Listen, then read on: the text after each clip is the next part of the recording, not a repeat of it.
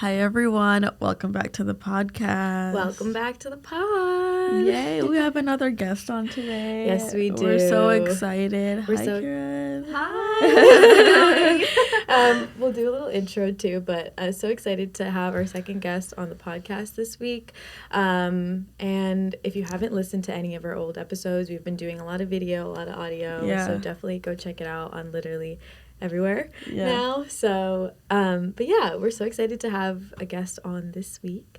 Her name is Kiran. Would you like to do a little bit of an intro? We'll get into more of it, obviously. Just whatever you want to say yeah. about yourself, a bit about your Yeah. social media journey and who you are. Yeah, so hi, I'm Kiran. Definitely really excited to be on the episode today, so thanks for having me. Of course. So I don't know where to start. So I'm currently on my own kind of health and fitness journey that I've been on for a couple of years, which is Yeah. kind of like learned a lot through the different phases.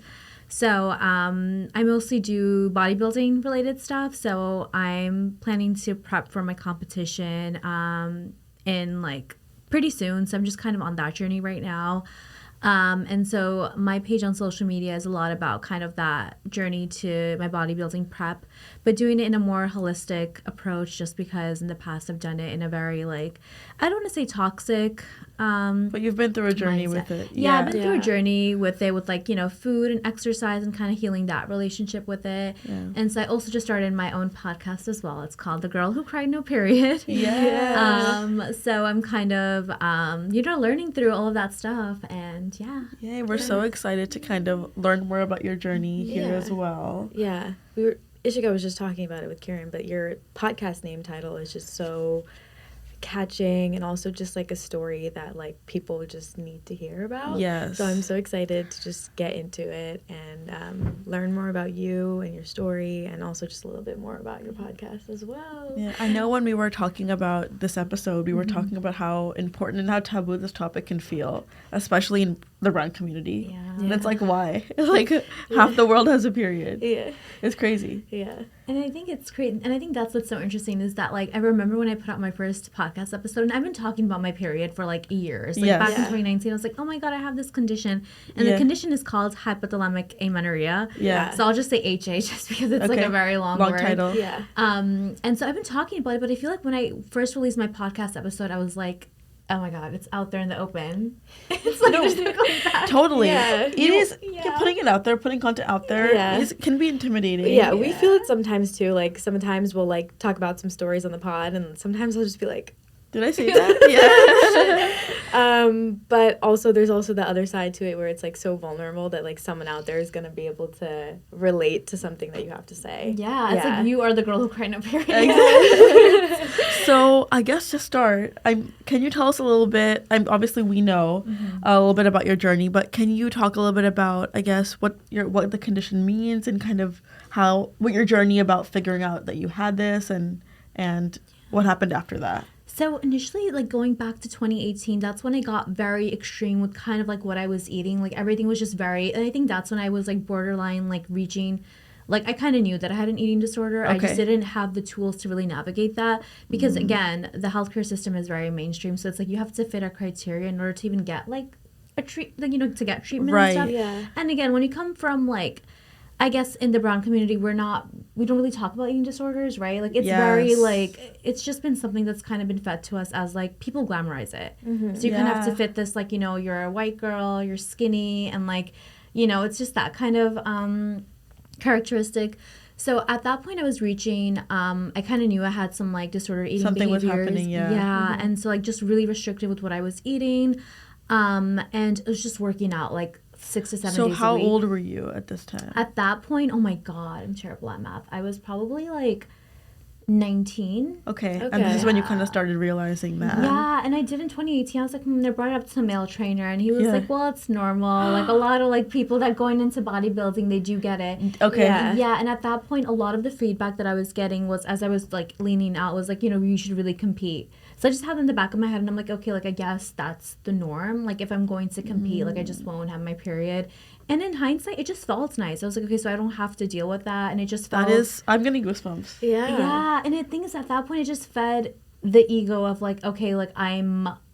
Like, I'm an athlete or like I'm a bodybuilder. I'm like, and I just like loved carrying that around. Like, yeah, like I'm competing. I don't have my period. It Like, kind of felt like part of the process. Yeah. Like I earned my stripes. Right. And wow. And it's not like now I think we have a lot of resources about it. So at that point I was like, okay, like I don't have my period. And then in 2019, a year later, I was kind of like, all right, like what's going on? Yeah. And so, and of course I started feeling the physical symptoms too. Like my hair wasn't like, my hair was falling off. Yeah. Skin was really dry. Yeah. I was like really irritated, anxiety, like just a lot of things like that. And like the more obsessive I was with like the food and exercise. And so I just Googled it. I was like, okay, like keywords like no period, exercise, bodybuilder. And then ultimately I did find a video from Stephanie Buttermore. Okay. Oh, I've heard of her going all in. And she spoke about hypothalamic amenorrhea.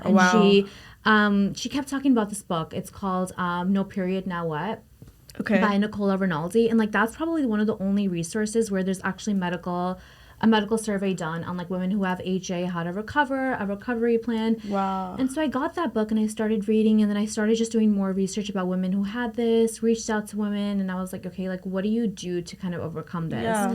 And at that point, my mom, who has definitely like has held my hand throughout this entire journey, like was like, okay, we're gonna go to a gynecologist. Okay. It's just kind of awkward. You guys to gynecologist with your mom. No, but that is so amazing that you have that resource to be like, listen, help me. Like I need someone to get, show me the way. Yeah. And then obviously like going to the gynecologist was kind of, my first experience was terrible. Yeah. It was like, I remember that the doctor was just kind of like, no, your tests are fine. And that's the thing with hypothalamic amenorrhea, that it's like, it's defined by 3 characteristics. So it's like undereating, overexercising, and like psychological stress because of those 2 reasons. And it's like either one of those or a combination of all 3. And it's very hard to like pinpoint that or like document that, I guess. Exactly. Yeah. And so it's kind of like based off of like the main science behind it is like energy availability. So if you're not like if your training isn't matching like the amount of food that you're intaking, like it's going to cause like an imbalance. And so the word hypothalamic comes from like the hypothalamus in your brain, and it's like this like light control center. Yeah. And so your body at that point is kind of like, okay, we need to like preserve energy for like other vital functions like breathing, and it's like going into safety mode kind of. Yeah, it is. And it's like, okay, like let's just save it for like, things vital for function. And so it turns off the reproductive system because it's like, okay, like you could survive without that technically, but not really. That's amazing. Yeah. No, it's not amazing, but it's amazing that you're able to find those resources. Yeah. And it's amazing that you are creating a resource now, because imagine when you were doing this research, right? If you had a podcast that you could have listened to back then. It's a big question mark. Yeah. Because you're like, what is this? Yes. But I walked away with it. I remember walking away from the first first gynecologist appointment. I remember just crying to my mom, and I was like, all I wanted her to tell me was, you need to eat more and exercise to validate what you're going through. Exactly, validate what I'm going through, because I also had, the problem was I had like my ED brain, which is like the eating disorder brain, which is like this, and I always refer to it as a voice in the back of your head that was just kind of like, no, like what you're doing is completely fine. And I'm getting goosebumps. This is crazy. I'm getting goosebumps. That's so crazy. And it's so crazy like how you also had to like try and figure it out on your own, and there's no one to really, I mean, when Stephanie, I followed along her whole journey about like going all in, because like she was like one of my favorite like fitness YouTubers, and seeing how her journey, and she put it online, I think it helped so many people. It's crazy. Seeing like your whole body transformation too, right? And I think that's such a cool part about social media. We talk a lot about downsides, and there are, but it's so amazing that you can pick up your phone and find that resource and find someone out there. Right? That it makes you feel like validated a little bit that you weren't getting from a medical professional, which in hindsight, it's like we need to train people better. But and that's what surprised me. And I think even now, too, like one of the topics that I really want to kind of dive into is kind of like, what is this topic just not studied enough? Is it kind of just glazed over in medical school, or like something that's not as common? And I feel like now it's becoming more common too. But because the thing is that ultimately what they do is most medical professionals will kind of prescribe you birth control just to kind of get For everything. Yeah. for everything. That's a It's like, catch-all. you're easy. Here you go. Totally Yeah, true. it's like they throw it out like candy. Yeah, They- that is so true. Or like Yeah. Yeah. other kind of like hormonal stuff just to kind of like get like.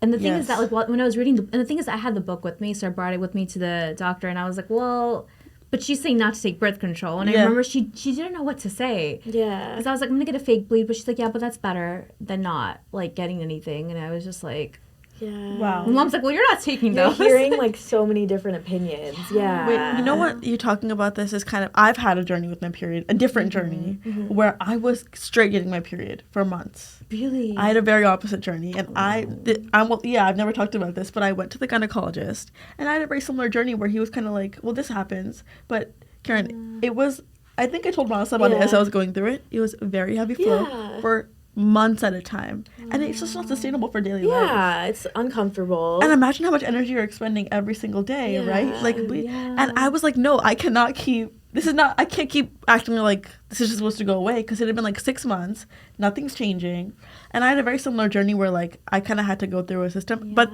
I was also prescribed many different types of birth control to try to stop it, and to this day, I don't even really think I dealt with it the most holistic or best way. They threw things at me in terms of medication. Something after like a combination, I tried like 4 different medications. One worked, and then it kind of reset my cycle. And it just happened. It just happened. You kind of don't even know what the answer is. I don't even know what the Yeah. answer is. I couldn't tell you what changed. What changed? And I had a very similar experience where I got tests done and they were like, well, nothing's wrong. And I'm like, no, but there is something wrong because it's not working properly. Yeah. So it's crazy. I had a not the same journey, but Yeah. a journey like went along with it as well. Right, where it's like just understanding like our menstrual cycle. I feel like we just still don't know enough about it. Totally. Like my sister was texting me the other day and she was like, well, like I just got my period and I started my training program, and she's like, what do I do? And I was like, well, like how does your body feel? Yeah. And she's like, well, I've read on social media, and I was like, no. Like, Yeah. how do you feel? Because everyone's body is so different. I actually honestly had a very similar story to you. So when me and Ishika used to like competitive swim. This when is we crazy. were in Not high us all school. having. This is so normal. Yeah, But yeah. it's such a common thing. I just think people just don't talk about it enough. Yeah. Like So I've in high honestly school, never talked in high school about. we swim competitively. Yeah, we swim Yeah. competitively. We're swimming 4 times a week. Each practice was like 2.5 hours long. It was really rigorous. And I also like was at an age where like I didn't know how to like feel my body as well. Yeah. Like we were swimming so much, and for swimming you need to eat a lot. A lot, yeah. And like my mom doesn't know because she's never had like an athlete as a Yeah. daughter. She's like, what do I do? Yeah. Like I wasn't eating enough, and like I had lost my period very similarly, and like for a whole year and a half I didn't have it. And this was when she was way younger, like before 18, didn't really know. I didn't know what was going on. I was like literally looking up on the internet like what's going on, like why did I just lose it? And it was because of like super intense training, not eating enough, and it honestly, I never went to a doctor about it because I didn't know what was going on. It kind of just came back after, I guess, like, I stopped swimming and I was just eating normally again. How crazy is that? Oh my Yeah. god, that's crazy. You were so young at that point, I was right? like 15. Must have been 15. 15, yeah. Or 16 years old. Yeah. And so once you stopped swimming, that's when like it kind of came back on its And I own. started eating more because started my eating mom more, was like, okay. maybe you need like more energy, like maybe like I don't know why I never went to the doctor about it because I think I was confused. I was young. My mom was like, oh, we don't know what to do, and like I never grew up going to the gyno. Like That's another thing that's not normal in bread. Why is it not At normal? that young age, your parents are like, well, your moms are like, well, like you don't have to go. You're too young. yeah, she's like gyno, no. Gynecologist, like, oh no, you can't go there. If someone like sees you going inside, they're gonna like think stuff. And you're just like, what the fuck? But so we went to like a normal doctor and she didn't like fully know because that's not what they're specialized in. So I kind of like. So you kind of healed it on your own after Yeah. stopping training, and Yeah. that's crazy. Which is good in the sense like you kind of just knew right away. So it's like now you have that experience to carry out. Yeah. And be like, anytime I'm training for anything Yeah. that's intense or whether, anything like that, it's just Yeah. making sure that my nutrition is matching that. Yeah, I like know. I'm running a half marathon in April, Oh, so I was nice. like, obviously it's a lot on your body, and I Yeah. was like, I'm just gonna eat. You're just gonna eat, yeah. And now you know. Fuel, yeah, Fuel and feel good. Yeah. Right? There's like no way to even feel miserable and be like, oh my god, I have to do a marathon. Yeah. Like, I can't eat this. Yes. like make it like an exciting thing. Yeah, exactly. A Yeah. journey that you're learning from. Yeah, But that is so crazy because all 3 of us have had journeys with it, and I really feel like having complications with your menstrual cycle is such a common occurrence. Yeah. It is. Many people have it. I've had so many friends who either don't have it for months, who have situations, heavy flow, light flow. Like, this should be discussed. Yeah. And this is so cool that we're discussing it. Yeah, and like I think it makes me wonder too, where it's like I was talking to my best friend the other day, and I was like, what were we learning in like health What were we class? learning? Yeah. And like I went to an all girls school too, and I walked away with like nothing, just the Wow. basics. Wow. I'm not understanding that, and I feel like there are a lot of credible resources now online, but I think that even now with like TikTok and stuff, it's just being really mindful of What the you're content that you consume and stuff. Yeah.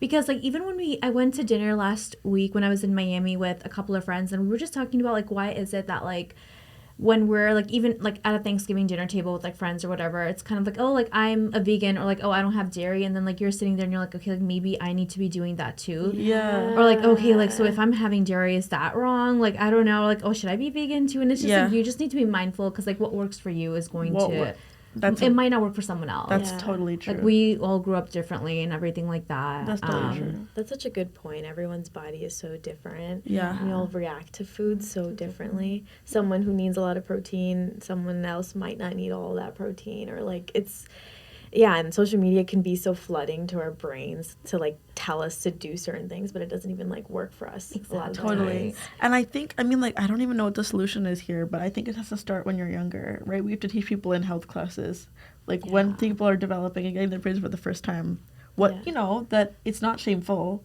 to talk about it, that you can have complications and how to deal with it or how to ask for help. I think this should be, we shouldn't have to unlearn it. Like, I feel like what we have to do is like kind of grow up, unlearn the shame behind it, like kind of, and learn how to deal with it. Well, that should come earlier.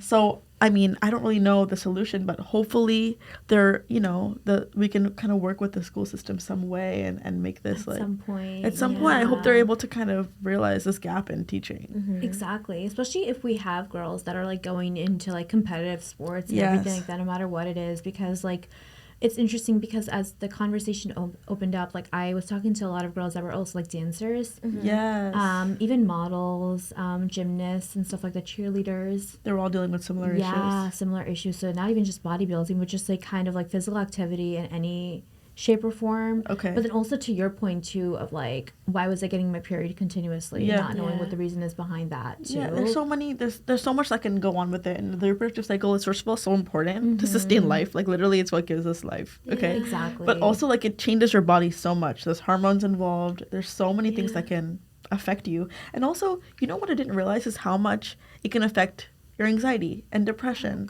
Because I was on birth control for a bit, not realizing that it was kind of affecting my, Anxiety. it was like contributing, and I didn't even know that could be one of the factors. I will not say it was the only thing, but it was a factor that was contributing, and I didn't know that. Interesting. Yeah, until doing my own research, where I was like, maybe I don't want to put this many hormones in my body because it's affecting me. Yeah, it's going to have side effects in Totally. some way, and I think that's why like I was talking to a couple of like we were just talking about like experience with like birth control, and it's like just understanding like.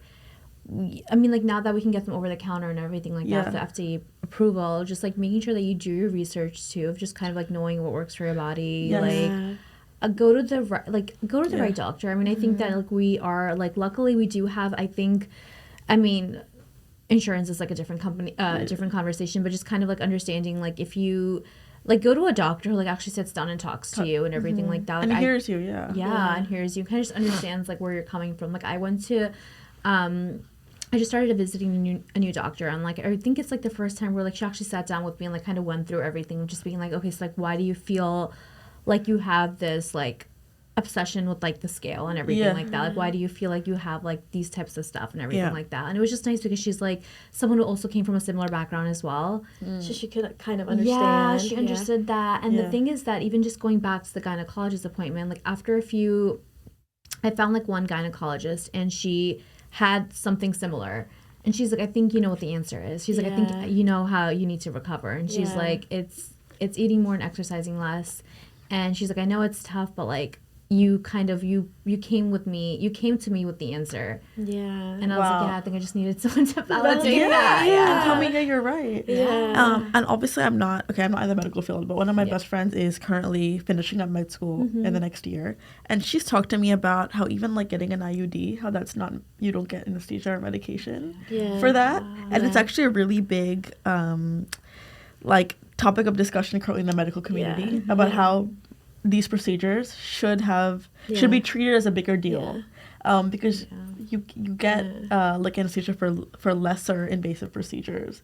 Even like men getting vasectomies get anesthesia. And we don't get it for like invasive procedures. So like there's a whole discussion being had. I don't know much about it because I'm definitely not part of it, but I've heard from her in the medical community about how there should be, it should be treated as a bigger deal in medication and all that. That's crazy. Kind of pivoting with you with having your eating disorder, losing your period. How did you kind of pivot that into like bodybuilding and like kind of gaining your period back and like falling in love with that journey? I love that you mentioned that, just because my 3rd episode is similar to that, because I was brainstorming the other day. And it was, so I mentioned, I traveled twice this month, and I do not travel. Everyone was like, oh my God, look at you, like, traveling. And I was like, I do not travel.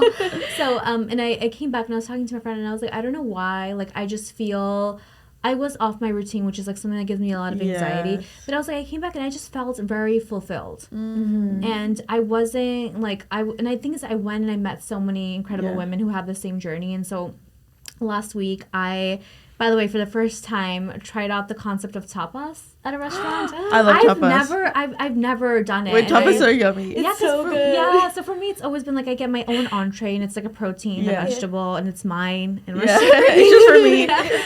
And so this was the first time that I was with a group of girls, and we kind of just like ordered all of the stuff off the menu. And I was like, and by the way, I only knew one of the girls there, and I met her friends.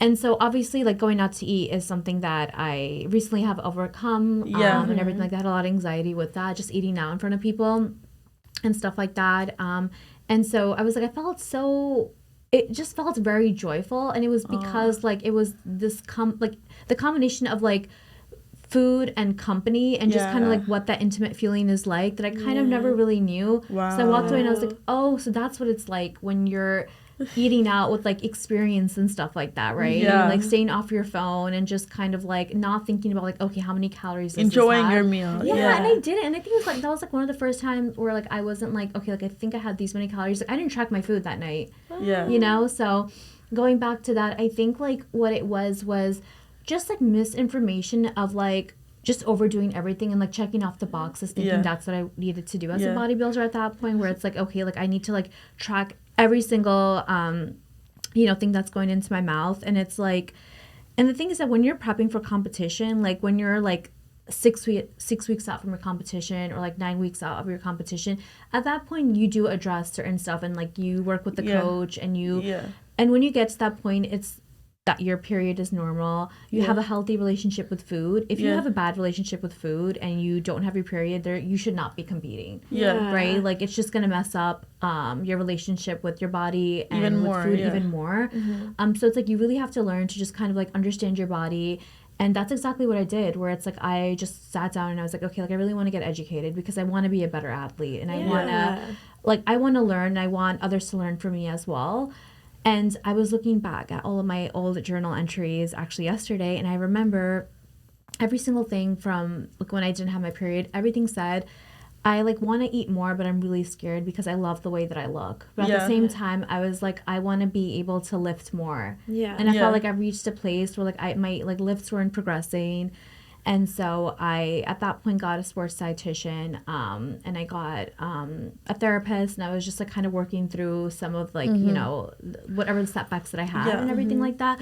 And what's nice with sports, about having a sports dietitian, is like you're really learning like why you need carbs, you know, for training learning the and science stuff like behind that. it. Learning the science behind it, understanding, because I remember when I started having more carbs, I was like, oh my God, like I feel very bloated and everything. And it's like, well, understanding that for every gram of carb, you do retain like 3 grams of water. So there's like, you know, a lot of water retention and stuff like that. So it's like just education, right? And totally understanding like the tools that you need. and everything like that. So yeah. I have a question. I think bodybuilding is such a cool journey, and that's something that me and Marasa aren't as familiar with. So how did you said you found bodybuilding through working out, but like what made you fall in love with bodybuilding and kind of realize this is something that you wanted to pursue? So I would say 2016 is when I started, like when I officially started my health journey, and then through that 2018 is when I started, like when I got like my first male trainer and started lifting, and I just like fell in love with that, where it's like I fell in love with just lifting on its own. And then 2019 I was like, okay, like I really want to compete at some point. And then obviously at that point I didn't have my period, and I was like, thought I was doing everything the right way, but you know, and then COVID happened. And right when COVID happened in 2020, I would say I started like learning more about like my body. I took a class at Institute of Integrative Nutrition, which is like a virtual class. It's like learning more about like holistic stuff and everything like that. And at that point, I was like, okay, like I really want to, like, do I want to be a sports dietitian? Like, you know, and then be like someone who can also be like a bodybuilder and stuff like that. Just because my whole approach with it was like, I really want to like learn about the nutrition aspect as a bodybuilder. And so 2021 is when the gyms had reopened, and that's when I started like prepping with like the amount of knowledge that I had and everything like that, and kind of like doing it on my own. But it was just a completely improper strategy of doing it. Just kind of like I wasn't eating enough. I didn't have the right tools at that point. I still didn't have my period. But at that point, my mindset was, if I don't have my period, let me just at least do my first show, and then I can figure it out later. And it's like, no, do not absolutely do not do that. And stuff like that. But that's when I fell in love with it, because I was like, I really just like, there's like this push that you get with bodybuilding. I think you get that with obviously any sport, no matter like how you're training and stuff like that. It's like you just learn discipline, motivation. You learn how to be, just like show up for yourself. And there's like a thing in bodybuilding that one of my favorite bodybuilders, Laura Lee, she says, don't just think, just do. So I feel like that's kind of what I had to, is like when I'm like at the gym, I'm just like thinking about like, I'm in my own space. And it kind of created a safe environment for me and everything like that. And it just pushed me to kind of be better every single day and push myself, but to do it for myself. Yeah. That's amazing. And I think there's such power in doing hard things and like working towards a goal. I think it's so important for a purpose. It's so empowering, and it's also just hearing through your voice like how passionate you are about it. Like I can just tell just by your like energy. No, but it's so cool, and I feel like when you find something you really love, it's just like something that excites you every day too. And you just said you went to an event in Miami last weekend, so how was it like meeting people that had that similar interest as you and like being able to talk about it too? So I was, so I'm not gonna lie, I was a little bit nervous at first. I was like, oh my god, like I hope they're not like catty. Like that was really nice. And I was like, what if I'm the only girl who like flew out from here? And like it's crazy. Once I got, did you go like without knowing anyone, or? I went without knowing anyone. Wow, that's amazing. It's just the thing is that after I got back from San Diego, like I only had like 4 days where I was at home. So even at that point, I was like, okay, like I think I might just like go to the event page and like reach out to a few girls and everything like that. But it's like I didn't even have time to do that. Like everything was just like go. And so I just got on the plane and I was like, okay, like I'm just gonna like network and connect, right? And like just share my story. And once I got there, almost every girl flew out from like Rhode Island, Connecticut, and how they all came the day before. And like a lot of girls didn't know one another, but we like sat down and just had a conversation, how some girls had competed, some girls were planning to compete, and some girls didn't want to compete, but they're just like, I'm here to learn, to better like my own training and stuff like that, understand my body and stuff. And it was amazing because I like obviously brought up the topic of just kind of like going back to competing, but like, you know, making sure I'm doing it the right way, not having my period, and also how they were kind of surprised with it as well and stuff, and how they're like, oh my god, like I didn't know that that's actually a thing, an issue. So it's still kind of there and it's not there, like people know about it, some people don't know about it. And so when I asked two of my favorite bodybuilders, Laura Lee and Phoebe, and one of the questions that I asked was, obviously I was like, so like have you guys, you know, lost your period you know, when you guys were prepping, because they've done they've done multiple shows on an international level, and I was like, you know, what advice do you have for someone who's going back, like who's like doing their prep again, but just do it in a way where they make sure that they healthier way. And they told me like get your blood work done before you put the show on the calendar. And they're like, in between, if you feel like you're not just feeling your best self, they're like, then just skip the show. Like, do another show in the future, because she's like, shows will always be there, but it's like you want prep to be fun and interesting. That's true. And so something that I'm doing right now is that I'm working with my coach, who also had HA for a while. Not for as long, but she did her show and then she lost her period around then.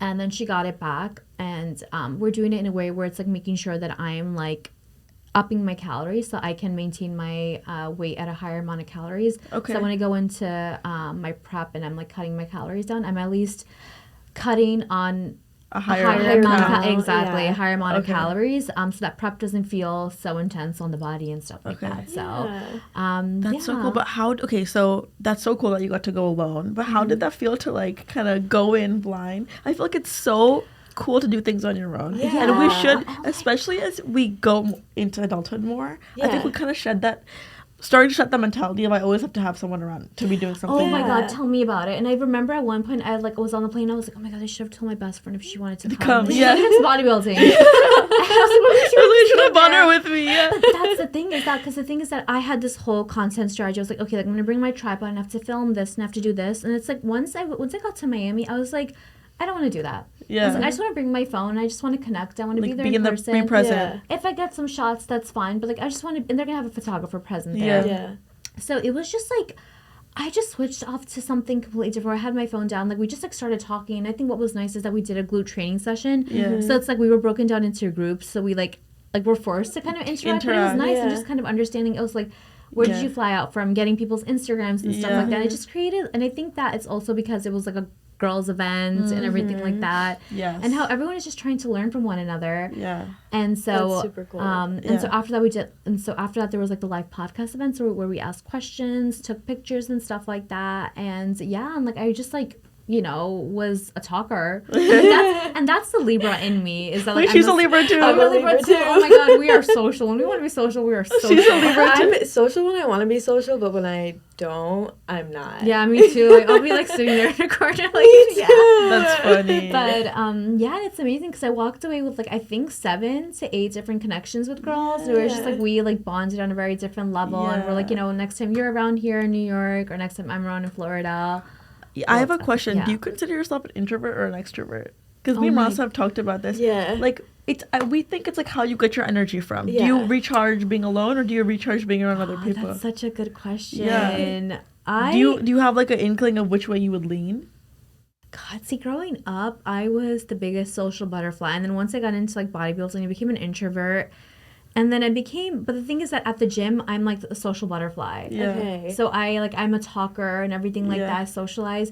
So I'm in between. If I had to lean towards one, I would say probably, oh God, it's a tough question. Yeah. I would say, like, I think I'm introverted. I get my energy. Like, I love being around people and I love being around my friends. But, like, I need the 5 minutes at the end of the day. That's how I get my energy back. Yeah. Introvert then. Yeah. Because even for me, it's, like, especially now that I'm coming on different platforms, I'm, like, even this whole weekend spent time just, like, on, like, ClickUp, putting in my content stuff for, like, the following week. Yeah. And then, like, just going to bed and being like, I feel so fulfilled. That's how I recharge, too. It's, like, being alone. Yeah. So it's learning how to do things on your own, too. Yeah. Like, even if you're, like, sometimes we'll be traveling with our friends and we're like with each other all the time. Sometimes like 10 minutes just like by myself, like in the bathroom getting ready or like doing something. Which is so funny because me and Masa have actually traveled. So we studied abroad together. Yeah, in college we were in London together. We've been friends for a long time. So we've traveled together in the past, and even when we were abroad, we traveled even from London to different countries. And we've realized we travel so well together because we both love being together. Like we're like best friends, but then we kind of we know when to stop. Yeah, sometimes we're like, okay, we can sit in silence. Sometimes you just need like a recharge. That's how we recharge. Last night when she came over, like after going out, like we barely even talked. I was like, oh, how? Because I didn't go out. She like went out with some of her other friends, and we like went to bed, and we were both like, good night. Good night. Bye. No, you need it. I feel like that's okay. Listen, like I think on like comfortable silence with people you love is so underrated, and it's so important. Yeah. Can I say comfortable silence is important? That's how I know that we're close. Yeah. If I can be silent around you comfortably, I'm like, okay, this now we're it. close. Yeah. Especially traveling with someone as well. Yes. Like, you just need to find like that, like right. Yeah. Yeah. Like, and it's tough. Traveling Yeah. with people is definitely really Tells tough. a lot about a person. Totally. Yeah. Especially like when you have a roommate too, it tells a lot about you. Yeah. Yeah. Are you so you said you don't travel a lot, but do you think you're a planner when you travel? Yes. Oh my Yeah. god. I could be. So it depends in what ways. It's for me. It's kind of like, okay, like what restaurants are we going to? Yeah. Yeah. Like checking out the menu and Okay. doing all of that stuff. And then in terms of like when it comes to just making sure like I have my gym Okay. gym time set aside and everything like that. Yeah. I think in that case, yeah, but I learned from these 2 trips to also just be spontaneous And with go that. with the flow. Yeah. For me, it's like I'm a planner in a sense where it's like if the trip is approaching quickly, like a couple of days before, I'll like go in and I'll figure out like, okay, what am I doing on a day-to-day basis? Yeah. But if I have a trip that's like planned months in advance, then I'm like Chilling. Yeah. I'm chilling. I'm like I'm not thinking about that Yeah. right now. That's how I am Yeah. too. Yeah. Like I honestly will only plan like a few food places that I really want to go to. Yeah. Maybe like some things that I want to go to, but like Yeah. other than that, it's like Yeah. usually like I just want to experience what it's like to just be in that area. Yeah. I'm not a very like this ends at this ends at that. Yeah, we're that. very much like we will not play. We'll get up and be like, okay, so let's just walk out. I kind of figure out. I love We're so, that. and we always joke. I like nowhere to eat, but like there's no. We'll maybe have like one thing we're centering the day around. Like we want to get lunch at this place, and then everything else is just like let's figure it out. Yeah. And we always joke we're the Venmo friends. Like I always say that on both. I love that energy. I want Because that. our friend group from It's college. like very like plannery. Yeah, Really? Yeah. Some of our friends are very good at planning trips, so we're just like, tell us where to be,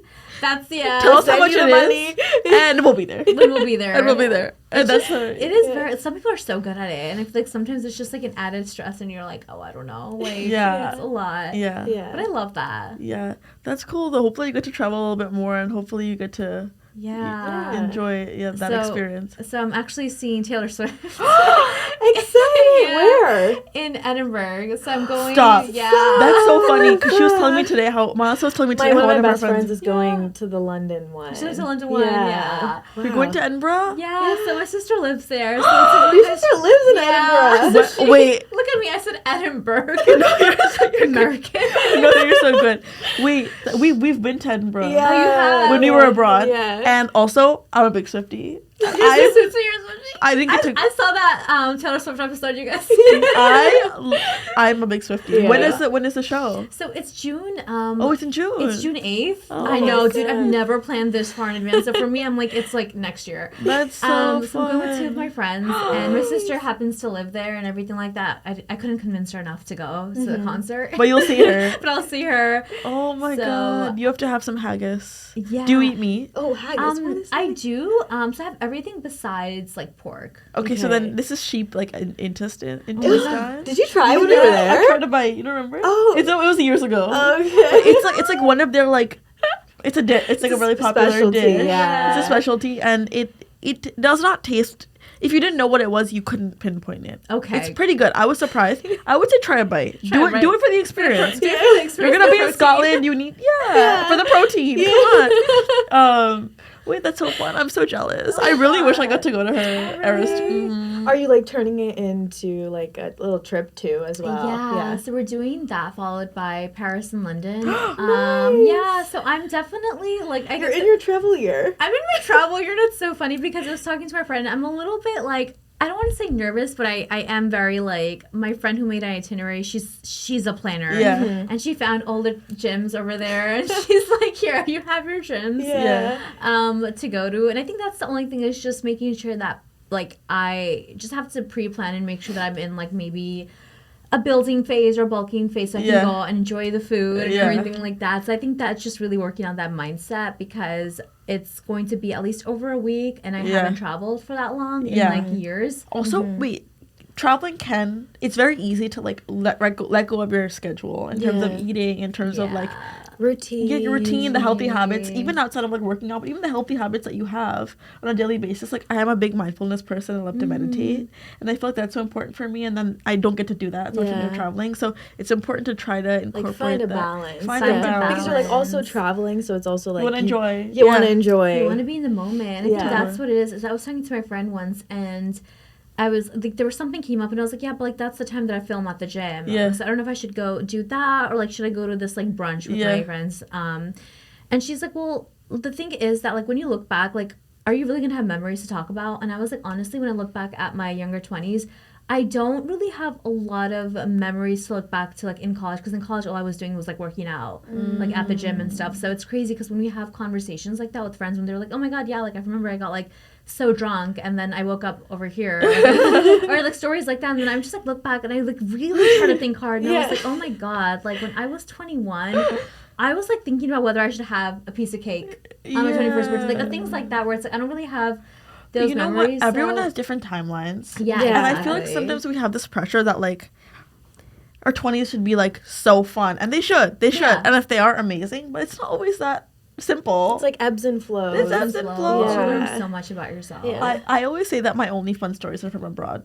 Like, I think really? I'm Yeah. such, like, that was it. That one semester of my life is the entirety of my life. It's also because of COVID and like it just COVID like as made well. things The weird. years don't even Yeah. count. I'm making myself sound boring. I'm not that boring. I promise. You're like, I'm not such an introvert. I'm like not that boring. Okay, it could be fun, but no, that's so funny. Have you been to London before, or is this your I first time? did. I went to London a few times. Oh That's one my of the God. places that I'm like, We love. sustainably I love London. I love London. If I could pick a city to live in, London. London. Me Right? too. Something about it feels like very home. yeah, It's like New York, but like, I don't know, cleaner. less intimidating, cleaner. Yeah. I was telling my friend, even like, I don't know what it is, but just like going out in London is such a vibe. Like getting Yeah. dressed up and going out in London Yeah. is so fun. The It's music so is fun. so good. The music too. is so good.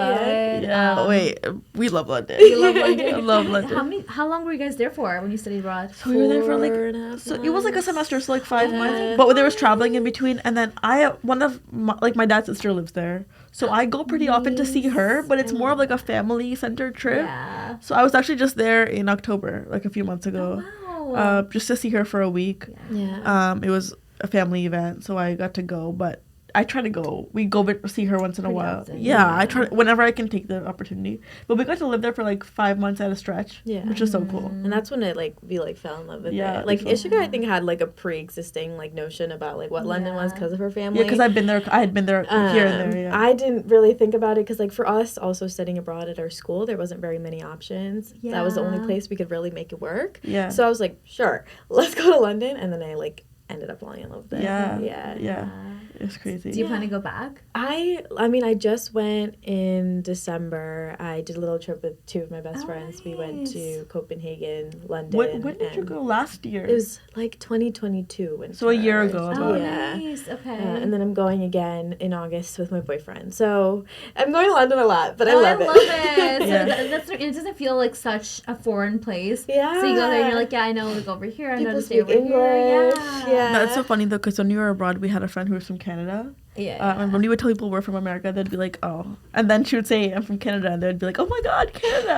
And we're like, "Oh my God, everyone hates American." It's so No one likes funny. us.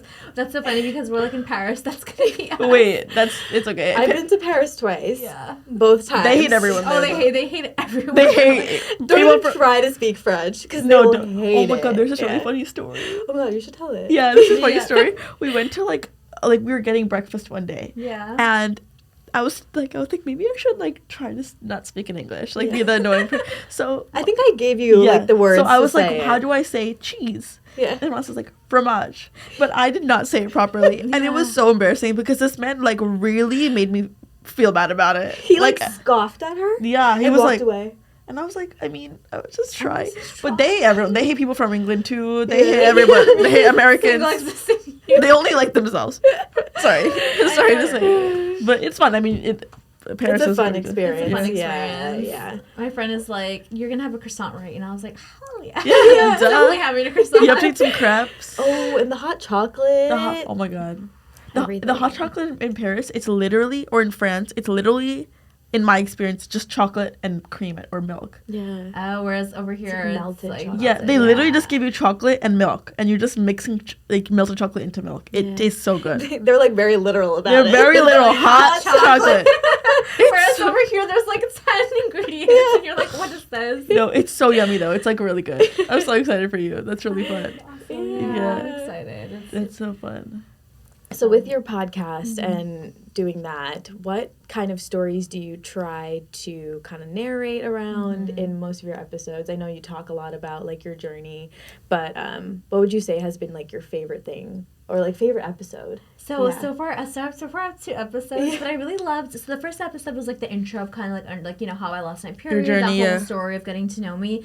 And I loved doing my second episode because it came up out of nowhere, and this came up like right before I was traveling to San Diego, and it was just kind of like navigating social situations while you're working through an eating disorder recovery. That's such an important conversation. Yeah, and the thing is that as I was kind of drafting up that episode, I was just thinking about my own experience and kind of like the 3 phases that I kind of went through, and I think a lot of women that are recovering through something go through as well, where it's like your first phase is like, okay, I think I have disordered eating behaviors and eating disorder, and you kind of don't know. Like you're trying to like ask yourself like, okay, like should I go to this event? Should I go to this dinner? And everything like that, and that constant battle.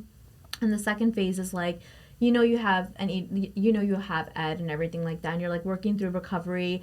There's obviously a shift in your weight and everything like that, or a shift in physical appearance, and it's kind of like how people perceive that, because a lot of times, like even in my experience, it was like, oh my god, you look so great, like oh my god, like that, and you're just like, if only you knew what was going through. Like in this head. Yeah. Wait, and can we talk about how you should not be commenting on someone's weight? Or, let's like just body. not let's just not comment on. Yeah. Like, let's just not make compliments or comments on that. Let's just not. At all. Yeah. Like compliment my personality, please. Yeah, compliment my laugh. Compliment my voice. Or tell me my makeup looks good. Yeah, I know, right? Like, no, totally, I agree, because I feel like that's such a delicate relationship. You never know what Someone's the truth going is through. behind that. And it is, and it was for me. It was also like the sudden shift of like when I started, when I went from being super thin to like start slowly putting on weight and looking healthier. Yeah. And people commenting on that and be like, oh my god, you look so much healthier, or like I like like everything that's just like when you're recovering to something, you just don't want to hear it, even if it's something like that. When people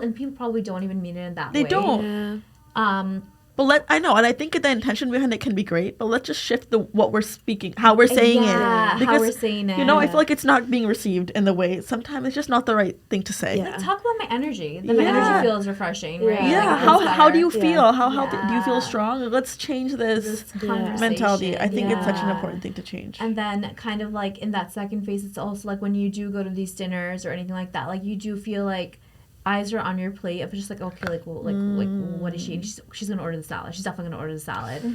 And then the third phase is that you've recovered and you're just kind of like in the toughest part is like you are healing through your relationship with food, or you've healed through your relationship with food, but the constant answer, like you're like when you're at a dinner table and you're like, okay, you want to eat something besides the salad or something like that, like there's just like that guilt afterwards of like, well, maybe I should have gotten the salad. And I think with a lot of things to do with mental health, I think it's important to realize that you always maybe live with a version of that voice in your mind. It's never going to fully go away. It's learning. I think it's more about learning how to healthily deal with it, how to minimize the voice. But like, it's something that, we carry with us. And as someone who deals with anxiety, I've definitely bettered my relationship with it very much over time, but I'm always gonna have some leftover and like remnant. And it's a journey. And it's important to stop, recognize it, and be like, wait, this is my anxiety talking. Exactly. And understand, I think that's what's so important. I love that you brought that up. Like the voice will always be there, and just kind of understanding that you need to shift gears. And no matter what that looks like, maybe it's just like going out for a walk, listening to music, and just kind of understanding how to, because the voice is always going to be there. It just doesn't go away. Being aware of it, I feel like, is like honestly the biggest first step of like awareness and understanding like what it actually is. So like the fact that like going to a doctor or like talking to someone like a therapist, like I feel like is so helpful because it lets you understand what you're actually going through and like how to deal with it. I'm such a huge advocate for therapy. Ishika's has been going for a while. I have been going to therapy for years, and I've been the biggest advocate forever. It's so good because sometimes you feel like you have to deal with everything on your own, but you don't have to. And you're like, I just want someone to listen to me. And someone to like give me the tools, because sometimes I feel like even when you're talking to your friends or your parents, they maybe don't even know how to help you. Right? And that's okay. Like they maybe didn't go through what you went through, but sometimes you just need someone to actually give you the tools. And I think it's so important because it's like sometimes people will give you kind of like opinions and answers based off their own perception, Yes. which may not always be the case. Totally. Yeah. Right? Totally. Like, I think you should do this, and you're like, maybe, but like that's not the case. all the Yeah. time. Totally. That's so But, true. yeah. This was such an important conversation. And I feel like it's Yeah. something that I haven't even. Your story is so Yeah. inspiring. Thank you and so much. I'm really excited for what you do with your podcast Yeah. and like all the episodes and things you're just gonna start to talk about. I think it's just gonna be helping a lot of people, so I'm so excited for Yeah, you. I'm so glad that like we had this conversation and that we like took away Yeah. so much from it, and also like learning about your story Yeah. with Yeah. your period and your story Yeah. as well and Yeah. everything like that, how it connects back, right, to like a I know. deeper level of I it. guess Yeah. to like end this discussion, Yeah. what would you want to tell someone maybe who's currently dealing with HA or like dealing with not really understanding how to go through it? Is there something you wish you could have gone back and told yourself? Like you know. My dietitian and every single person that I spoke to, and even like athletes who I recovered from HA, had told me the number on the scale is completely meaningless, and I would be like, Claps. I claps. just didn't know what that. I just had no idea what that meant, but I had to live through that experience to understand To that. realize Yeah. that. Because all my old journal entries would mention my weight and be like, oh, but I like this weight number, and I will tell you that the weight on that number is like twice the amount that I am now. So Yeah. it's like it's completely meaningless. Yeah. It doesn't Yeah. define anything. And even the Yeah. sizing of like clothes you wear, like I feel like when I was So- younger, wasn't your jeans that such a big deal? I'd be like, I need Yeah. to be this I size used to of be jeans. 0-0. Like, Right? And now I'm like, wait, like clothes should fit your body. Your body shouldn't fit the clothes. and it feels better when it actually fits you. Yeah. and it actually fits you, and that when your body is in rhythm with everything else, Yeah. right? Like that's such an important concept of it. Yeah. And also just like this whole thing of like food is fuel. Like yeah, food is fuel, but food is also like joy, Enjoyment. and, like Yeah. memories and everything like that, Connection. connections, and tradition. culture, Yeah. tradition. That's so true. Yeah. That's so those two amazing. things. Yeah. Thank you for coming on. Yeah, thank for having me. This was such a- This was so much fun. Such a good episode. Such a good discussion. And I'm so excited for everyone listening and watching it to hear. Yeah. And So, do you want to like shout out your personal page and then Yeah. also like how to find your podcast? yeah. Yes. So, guys, my podcast is called The Girl Who Cried No Period. It's on Spotify. And then my Instagram is kiranxfit. Yes. So, Go follow her. Go listen to her podcast. No, follow Yeah. along. I mean, I love following along your bodybuilding journey, and I'm so excited to see more. I always be seeing your stories and updates. It's so fun to see. Yeah. so appreciate it. Thanks Yeah. for having me, guys. Yes. Thanks so much for listening to this week's podcast episode. If you have any topic ideas or certain guests that you want to come on this show, definitely let Ishika and I know. Send us a DM, Yeah, bro. We we're- love we're getting open. DMs. Please We're DM open. us. Yeah. But yeah, thanks so much for listening and watching this week's episode, and you'll see us and hear us next week. Bye. Bye. Yay. That was so fun. love that. That was so fun.